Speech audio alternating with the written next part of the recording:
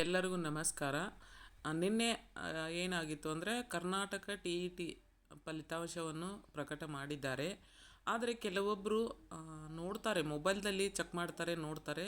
ಆದರೆ ಕೆಲವೊಬ್ಬರಿಗೆ ನೋಡಲಿಕ್ಕೆ ಬರೋದಿಲ್ಲ. ಹಾಗಾಗಿ ನಾನು ಇಲ್ಲಿ ಯಾವ ಥರ ನೋಡೋದು ಅಂತ ತಿಳಿಸ್ಕೊಟ್ಟಿದ್ದೀನಿ. ಈ ವಿಡಿಯೋವನ್ನು ಪೂರ್ಣವಾಗಿ ನೋಡಿದರೆ ನಿಮಗೆ ನಿಮ್ಮ ಮೊಬೈಲ್ದಲ್ಲಿ ನೀವೇ ನೋಡಲಿಕ್ಕೆ ಆಗ್ತದೆ. ಫಸ್ಟು ಗೂಗಲ್ ಕ್ರೋಮಿಗೆ ಹೋಗಬೇಕು ಅಥವಾ ಗೂಗಲ್ಗೆ ಹೋಗಬೇಕು. ಹೋಗಿ ಅಲ್ಲಿ ಕರ್ನಾಟಕ TET 2025 ಅಂತ ಹಾಕಿದರೆ ಅಲ್ಲಿ ರಿಸಲ್ಟ್ ಅಂತ ಬರ್ತದೆ. ಅಲ್ಲಿ ರಿಸಲ್ಟ್ ಮೇಲೆ ಕ್ಲಿಕ್ ಮಾಡಿದರೆ ಅಲ್ಲಿ ಕರ್ನಾಟಕ ವೆಬ್ಸೈಟಿಗೆ ಹೋಗ್ತದೆ, ಎಜುಕೇಷನ್ ವೆಬ್ಸೈಟಿಗೆ. ಅಲ್ಲಿ ಹೋಗಿ ಕ್ಲಿಕ್ ಮಾಡಿದರೆ ಏನಾಗ್ತದೆ, ಇಲ್ಲಿ ಈ ಥರ ಬರ್ತದೆ. ಅಪ್ಲಿಕೇಶನ್ ನಂಬರನ್ನು ಹಾಕಬೇಕು, ಆಮೇಲೆ ಡೇಟ್ ಆಫ್ ಬರ್ತನ್ನು ಹಾಕಬೇಕು.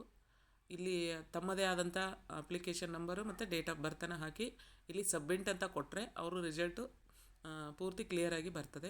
ಹಾಗಾಗಿ ಎಲ್ಲರಿಗೂ ಮೊಬೈಲ್ದಲ್ಲೇ ನೋಡ್ಕೊಳ್ಳಿ ಅಂತ ಹೇಳಬೇಕು ಅಂತ ನಾನು ಈ ವಿಡಿಯೋನ ಮಾಡಿದ್ದೀನಿ. ನಿಮಗೆ ಇದು ನೋಡ್ಕೊಳ್ಳಿಕ್ಕೆ ಬರಬೇಕು ನೋಡಿ. ಕೆಲವೊಬ್ಬರಿಗೆ ನೋಡ್ತಾರೆ, ತುಂಬ ಫಾಸ್ಟ್ ಇರ್ತಾರೆ.